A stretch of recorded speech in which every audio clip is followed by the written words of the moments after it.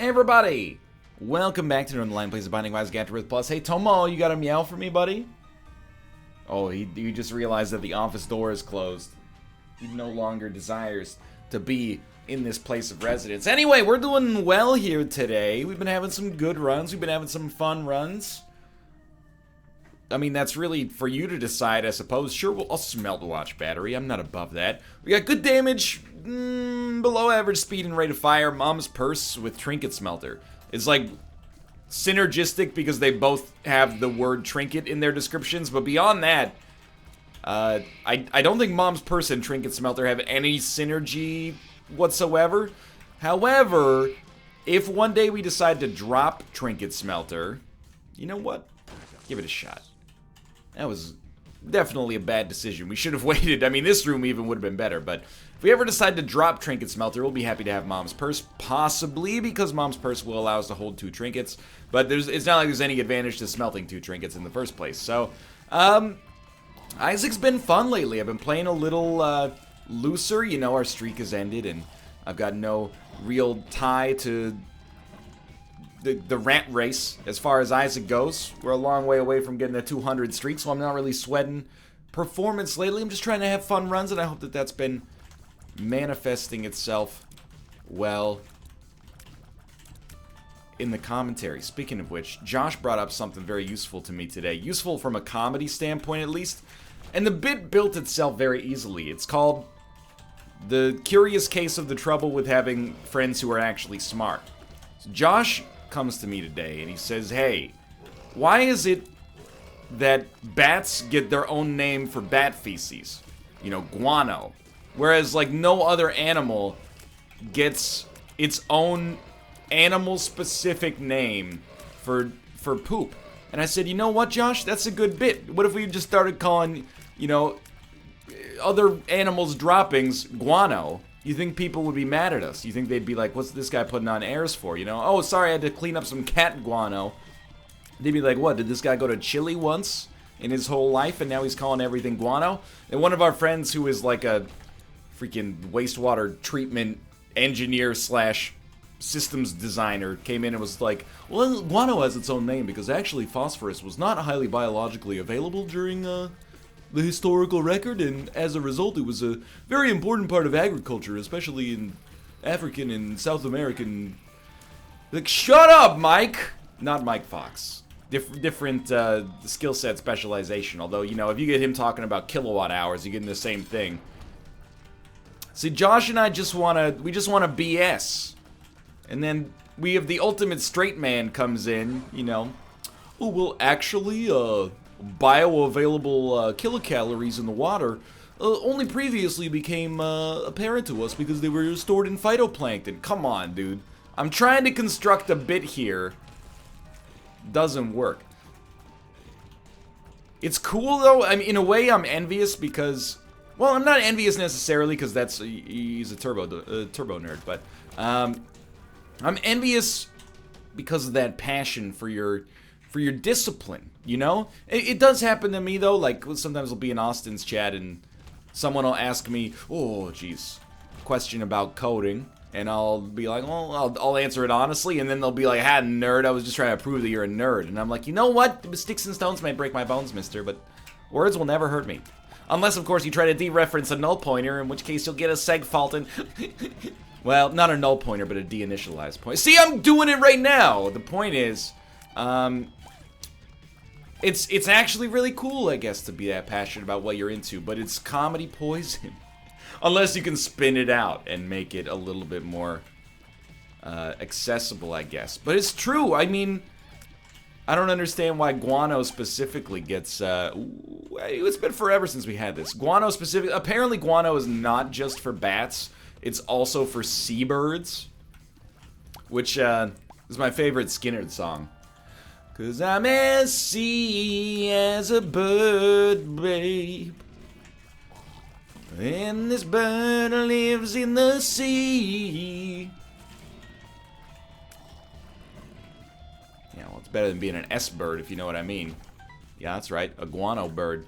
One day there's going to be a callback punchline that actually works there. but I don't think today's the day. You know what? Take that. We don't... If you want to... Let me tell you this straight up. If you want the most nitpicky thing to ever nitpick me about, technically, we should not use Trinket Smelter until we're holding 2 trinkets. And I'm being sincere when I say that this is actually the, bar none, the most pedantic thing you could ever criticize my play for and still be right. Because, oh, what if 2 trinkets drop on the next room? Well, we got these battery charges. Yeah, but what if 2 trinkets fall on the room after that? You're right, and I hate it.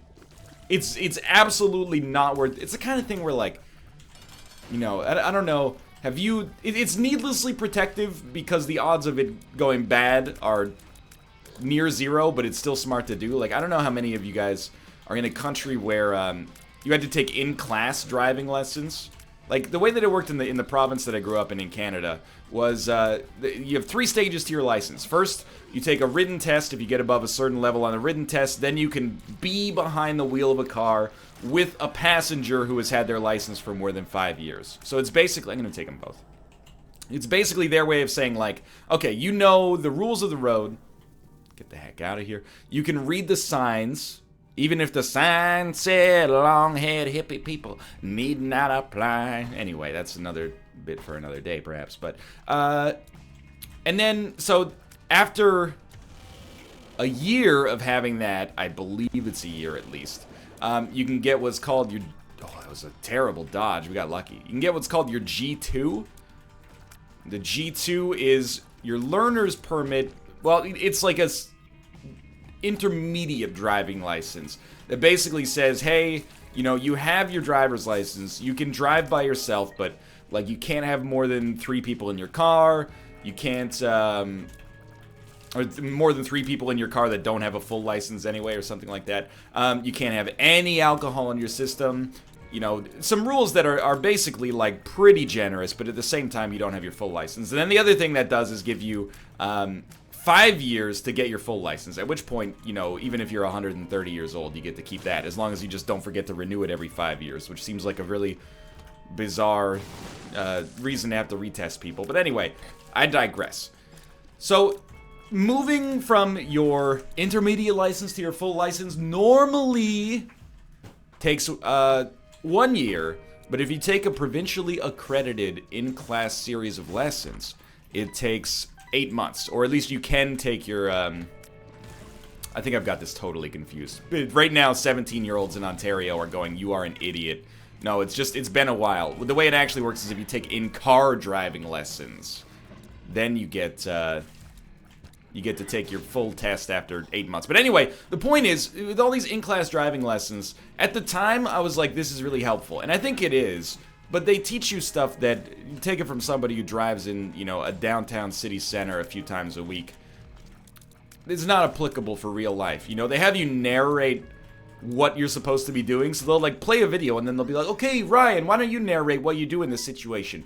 Oh, well, I see a black Honda Civic approaching from behind, so I check my mirror to gauge distance, and then I put my foot over the brake to get ready to cover it in case he comes in too fast. And then it's been 6 seconds since I checked my blind spot, so I'm gonna check the blind spot, and then I go back and I, you know, re-examine the black Honda Civic, and I memorize its license plate number in case it commits a traffic violation again. It's actually really good. I don't take the responsibility of driving lightly, you know? I consider it like, it's very important to stay alert and stay safe, to paraphrase words from some great Canadian idols, but that's not realistic in the moment. You know, it's the same thing where, you know, when I always learned in-class driving lessons, I think we're gonna wait for the shop. In in-class driving lessons, it was like, you should always stop where you can still see the bottom of the car in front of you. That way you're not too close. I'm here to tell you, if you do that, at least, I'm not saying we're better drivers here, I think we're actually a lot worse, but if you do that in downtown Vancouver, you're gonna get your freaking windshield bashed in with a tire iron or something like that. They'll be like, because if everybody's seeing the car in front of you's bottom, it means there's like 15 feet per lane, that is presently being unused. One dude, you know, 2 blocks behind you on Homer Street thought he could make the intersection, but now, you know, traffic's backed up and he's stuck in the middle with this, like, honk situation. And you're saying, oh, yeah, but that's his fault. He shouldn't have tried to make the intersection. Yeah, but at the same time, didn't even look in traffic's direction when he passed the intersection. We're gonna pop Empress here, because Bighorn is a disaster. Anyway, I'm not trying to justify unsafe driving habits. Rather, I'm just saying that you gotta know your surroundings. But that's what I mean when I say that it's a very belabored metaphor that required a lot of explanation. However, it's basically what we've got going on with Trinket Smelter here. Trinket Smelter is, you know, young drivers of Ontario telling you, like, every 10 seconds you should maintain a 1 kilometer ring of visibility on a 400 series highway. And I'm here to tell you in real life, sometimes, fudge you, I won't do what you tell me. HP, please? Dude, I don't know about this. I'm a little scared, actually.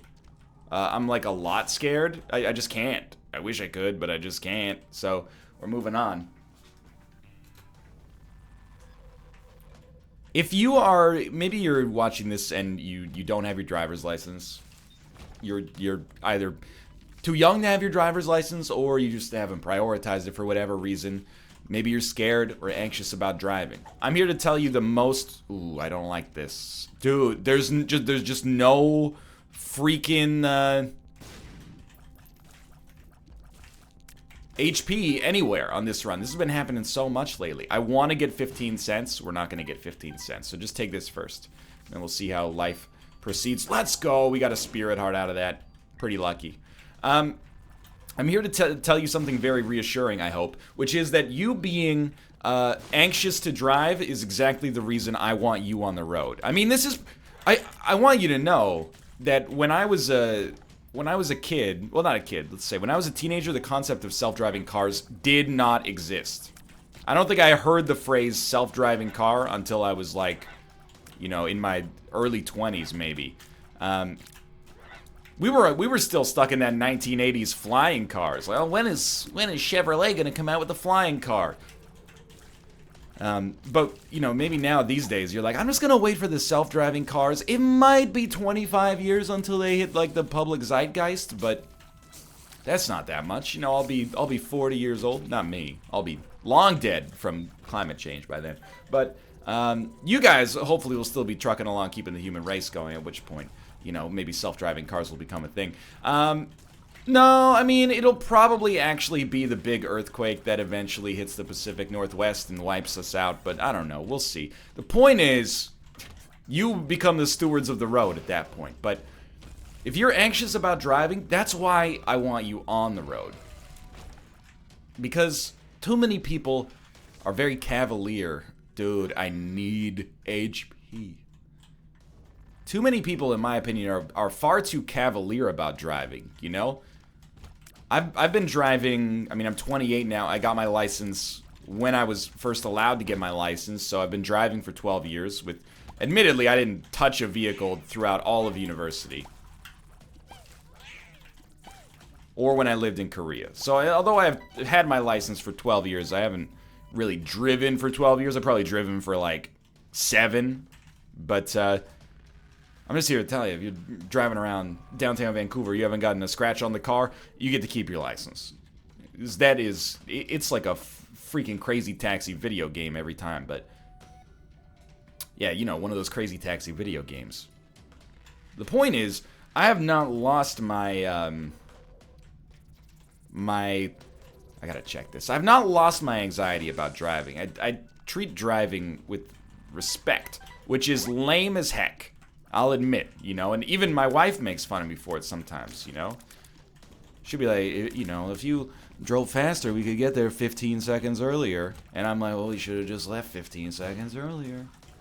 And it's a constant source of, like, men are from Mars, women are from Venus sort of situation. But I digress about that. We've already gone on enough bits about, you know, the differences between late people and early people. Get dusted, please, extremely, and, dude, I couldn't get the Spirit Heart in time. There we go. Now we may actually live a little longer. This run is dicey, man. But I want more anxious drivers like me out on the road. Confident drivers will tell you that anxious drivers are a real problem. I disagree with this. Unconfident drivers are genuinely, they're like not the best to be behind in every circumstance because you're like, just seize the gap. Seize the gap. But we need less people that are like, every other driver is bad, but I go 30 miles an hour over the speed limit, but that's because I'm a good driver and I've never been in an accident. And I've assured myself that I never will be in an accident until I get in a horrific one that, is going to lead to terrible human cost. Regardless. I couldn't be more excited for self-driving cars. And I own a car. I own a car that is sort of new as well. People rephrase this as me being anti-science, and I disagree. I'm more like... I'm trying to think of a more flattering way to describe it. I'm more skeptical of how quick people adopt things. I'm going to be honest with you. I don't see mainstream adoption, over 50% of the cars being self-driving until I'm in, my middle-aged years. And whenever I say that to my friends who are more forward-facing, admittedly, many of them... work in tech or engineering and I guess have a vested interest in this. And they may be right. I mean, they're the experts, basically, and I'm the layperson. But they always go, what about the iPod? Yeah, okay. Well, they sold, 75 million iPods in the first year. Those things are $200 each. Yeah, or $300 each, maybe. The point is, they're not, $30,000 each. It's a little different. Not to mention, driving, for whatever reason, is associated with, freedom. The idea that you can drive your own car. It's not just a means of transportation. It's also it's an identity thing. Nobody gets on the bus and goes, I'm a bus rider.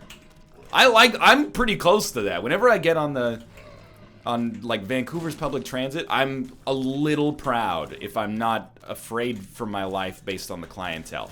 I get on it and I go, this is amazing.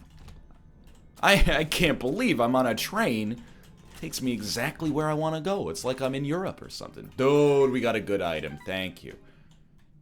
There's no way we're making boss rush unless something changes pretty drastically here. But for the most part, most people aren't as weird as I am, I guess, in that department. That's what happens when you grow up in a town that has, very little public transit, I guess. Anyway, the point is, I think it's going to take a little while for mainstream adoption of that. And that's okay. But I don't think... If you're waiting for it to hit the, critical mass, I think you're going to be waiting a while. But I don't know anything, is the secondary part of this. I will buy... My hope is that, we have a 2015 automobile. My hope is that that's the last non-self-driving automobile I have to buy, but we'll see. I take no pleasure. I put 100% faith in the algorithm, which sounds like the kind of thing that people say in a dystopian film before things go terribly wrong.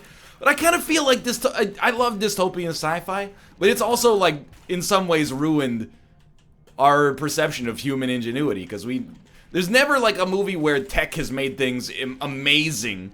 And then we go, oh, that new invention, that looks like that thing that made everything amazing. We always go, Skynet, Big Brother. There's never been hey, this machine solved all diseases. I guess the auto doc from Alien, but of course they don't go, hey, look, you solved, you cured cancer with the auto doc. Instead they go, use this auto doc to rip a freaking alien outside of your body. You were impregnated with against your will. There's always a dystopian bend to it, is all I'm saying. This is the perfect teleportation. I am still genuinely very frightened about our chances to succeed on this run. We have gotten a lot of utility items and almost no items that actually directly improve our DPS. In fact, Quad Shot, well, on a literal level, probably does improve our DPS. We did get a tiers downgrade after picking it up, which is, an incredible bummer, because now our rate of fire is just garbage. Good trinket, please? I mean, I don't know what store credit does when you smelt it. Well, yeah, we will... Oh, we got to keep our Eternal Heart as well? That's crazy. Might as well smelt it. So our first item should be free, I think, but I don't know. After that, it could be a crapshoot. The Abaddon pickup is really nice, and our rate of fire is actually much, much better now. We might be able to make boss rush, but it would have to be, like... We'd have to pick right off the bat. So I'm mostly, like... I'm pro human progress, I think, but I'm also pretty naive. For the most part, I think. I'm gonna let the eggheads sort it out. As I've said on the show many times, I don't want to be like one of the first million people to buy a self-driving car. I want to be in like that 1 million to 10 million range, maybe. Or even like 10 million to 100 million. Or even 100 million to a billion. That's fine by me. Let them work the kinks out. Because the thing is, like, eventually it'll be good, but it'll always get better, right? Like, I'm really happy that I live in an era, and this is a little, not much, but like a little North American specific, but I was anxious about flying in an era where, since the first time that I've flown till now, there has not been a major crash of a North American airline. The biggest one, that I can think of, at least. I mean, of course, there was Malaysian Airlines Flight 370, but I just mean, like, within North America, there has not been an airline disaster on a major airline in, like, infinity years. Which is ignorant, but mostly still true. I think I'm gonna take Toxic Shock over Mom's Knife just for S's and giggles. So I just, like, sort of thought about it one day, and I was like, you've been flying for, like, 4 or 5 years at this point, fairly frequently. Barely have you ever experienced turbulence, never had an emergency landing, and then beyond this, there's almost never been a disaster in your flying lifetime. So you gotta choose if you're gonna continue to be irrationally afraid of this. And I just sort of, I hate when people say this, but I just sort of got over it, more or less. I don't think we've been to our shop yet. The other thing that I could have done, and it was probably 50-50 for a while which one was going to happen, was I could have said, we're due. And I'm not flying again until a bird goes down, because then that means that we're probably not expected to have another one for quite some time, but no. And I embrace the fact that when I talk about, you know, like, these things never crash, I'm opening myself up to some Titanic-style irony. If I end up dying in a plane crash, I'm flying in, like, 3 days, 4 days. If I end up going down in a plane crash, mourn me if you wish. It's like a king or something. Mourn me if you wish, but recognize that I was aware of the irony. But I will go down, I mean, screaming for my life and probably throwing up from being in like a negative 80 degree, you know, 12 G-force loop or something like that. But I'll also in my head be like, even if I had not said the stuff that welcomed the ironic death, this probably still would have happened, so I'm okay with it, you know? It's the life of being skeptical, I suppose. I also don't think that irony is a causal factor most of the time. We did not go into this room. We might as well check it. I'm just gonna be straight up with you. This run is kind of garbage. Now that we've got Abaddon and, oh, we might as well take it. Just stack them up. Now that we got Abaddon packed, it's actually, like, pretty good relative to where it used to be. The Tears upgrade from the packed was, like, insanely important. And by that, I mean the MF'in packed, y'all. Which is actually the pack, but you get the idea. Maybe we have been to our shop and I just forgot. I don't know. But the whole point of this is I continue into just idiocy on my own part, and I embrace the only way out of this idiocy is to finish the episode. But, you know, I'm glad that I live in an era for which aviation is quite safe. It'll probably continue to get safer, but it can't get much safer than 0 crashes, you know? 0 crashes plus regulations. There were commercial airliners in, like, the 1940s. And it wasn't smart money that you were going down. But, you know, probably like 0.01% of them, well, maybe even less, like 0.001% of flights did crash. That's a 1 in 10,000 shot. You'd feel pretty safe. But at the same time, it happened all the time. That's where I want to be with self-driving cars. I want to be at the part where we're at right now, where there's, you know, 30,000 flights a day in North America and like maybe one incident and no crashes.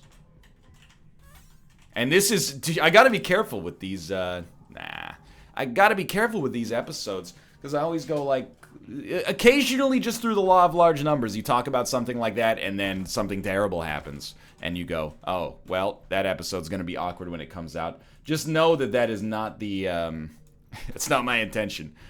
If there is an air disaster this week, I'm not recording this after the air disaster and going like, this'll be funny.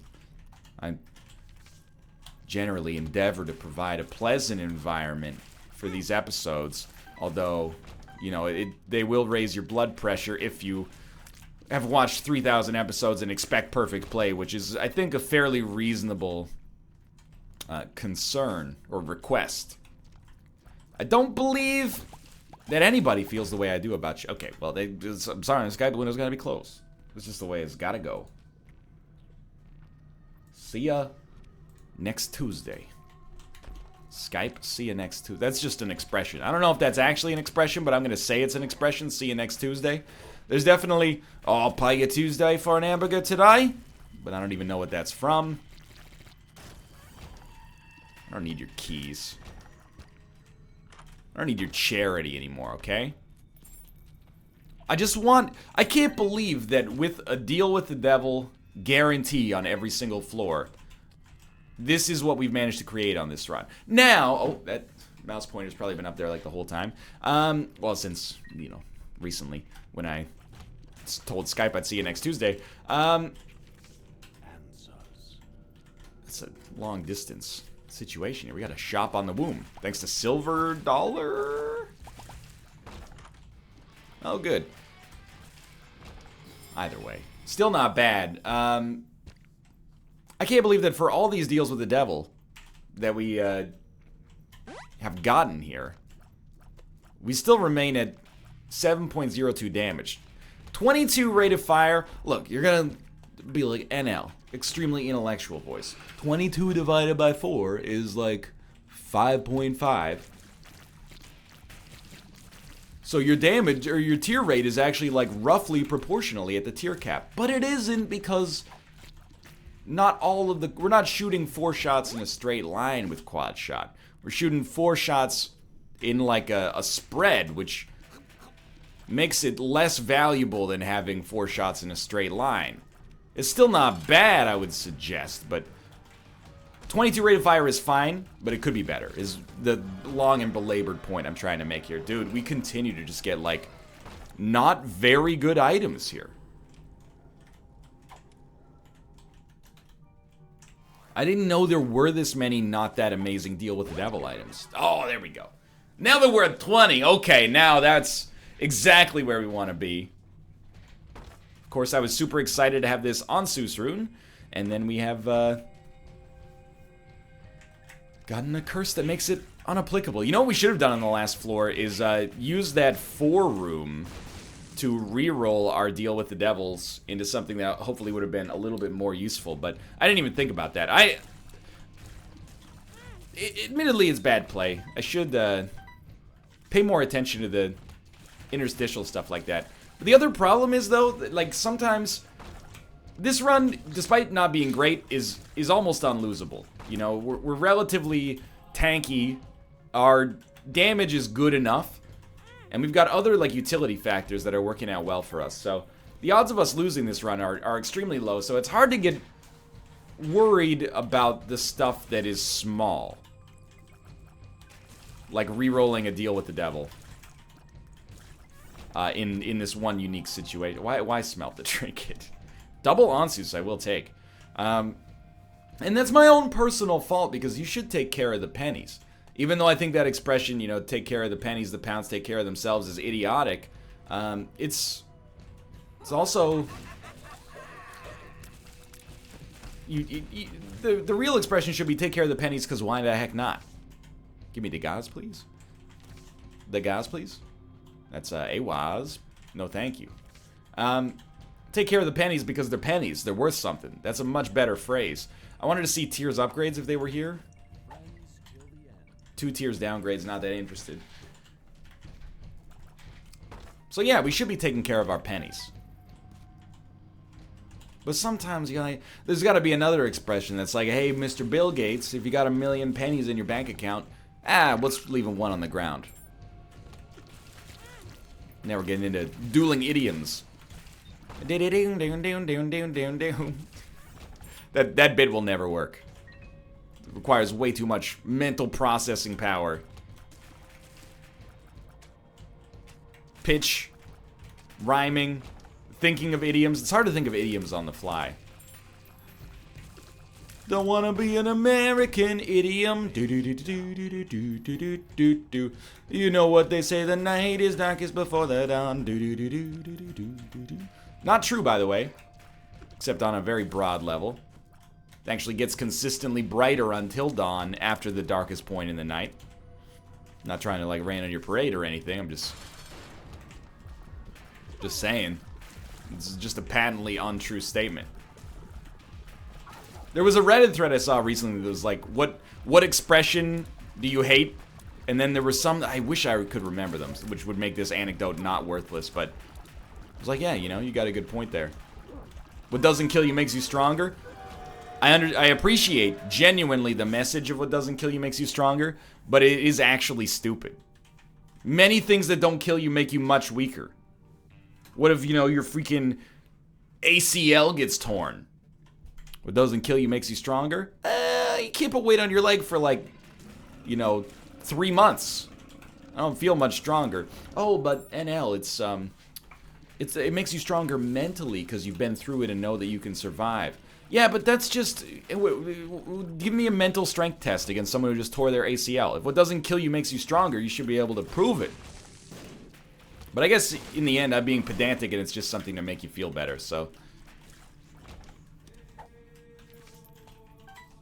Maybe I'm overthinking it. Maybe I'm underthinking it. Maybe she's born with it. Maybe it's Maybelline. That's how it goes.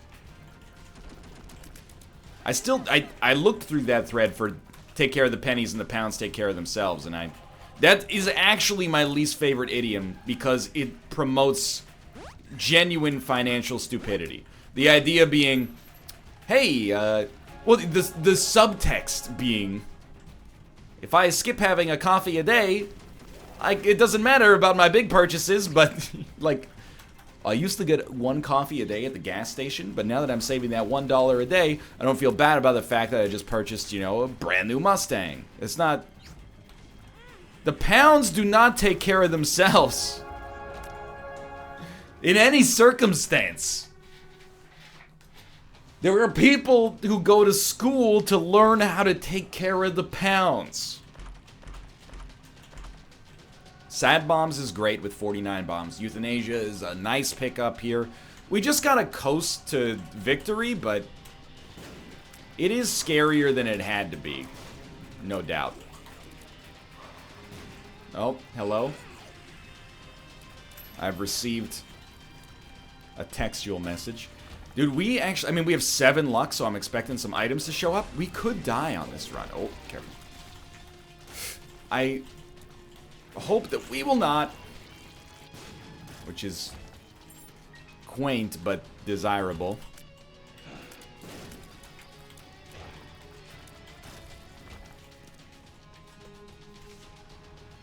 I can't read the message right now. You're torturing me.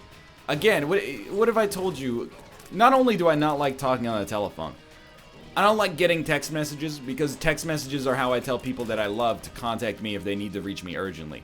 Because I'm like, if I get a phone call, I look at the phone call and I go, if that's not from someone I know, then I don't need to pay attention to it. Which is a bad habit, but honest, at least, for whatever that's worth.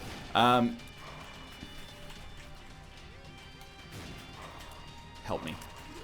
So when I get a text message, I'm like, dude. I get mad sometimes. when I look at my phone and I have a message, again, this is like, I think it's part of being an adult. Well, it's part of being an antisocial adult to some extent. I don't love being contacted in ways that seem to demand a response, which is very selfish of me. I'm not going to say that I'm in the right there. I'm definitely, again, I'm recognizing it as a bad habit, but I don't like to be demanded a response of, I guess is what I'm saying. So when I get a text message, I'm like, this is rarely is it, you know, my best friend being like, what's up, girlfriend? It's always like a job, which is okay. You know, because sometimes it's a good job, like call your mom, she gave birth to you, and you enjoy your company. Or sometimes it's a message like, hey, you know, bring home bread, get some brownie points with the wife, plus frictionless sandwiches. That sounds like a euphemism for intercourse, but I really just mean, you know, a brand new loaf of bread allows me to make sandwiches very easily. But sometimes it's like, hey, we got a new offer for you. You can get a new LG smartphone for $0 down. And I'm like, I am going to leave this company because I don't appreciate having a push notification sent to me for an advertisement. And I recognize the irony as someone who works in the industry that survives based on advertising. But anyway, let's leave on that troubling note. I digress. Thanks for watching. I hope you guys have enjoyed the episode. If you did, click the like button. Helps out a great deal. And of course, subscribe if you want to see more in the future. But for now, thanks for watching, and I'll see you next time.